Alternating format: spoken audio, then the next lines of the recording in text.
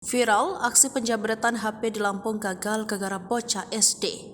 Beredar video viral di media sosial memperlihatkan aksi seorang bocah saat melawan pelaku penjambretan di Bandar Lampung. Video yang memperlihatkan seorang bocah menggagalkan aksi penjambretan.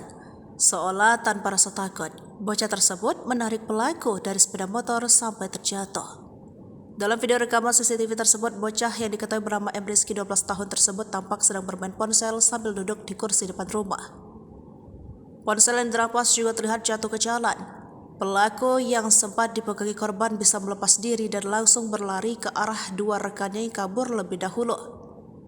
Dari penelusuran, peristiwa itu terjadi di Jalan Ridwan Rais Gang Ainang, Kelurahan Kalibalok Kencana, Kecamatan Kedamaian pada Jumat 20 Oktober 2023, sekitar pukul 2:30 waktu Indonesia bagian Barat. Feni 30 tahun, warga setempat mengaku bocah yang mengagalkan aksi penjambretan adalah M. Rizky 12 tahun yang masih murid kelas 6 SD.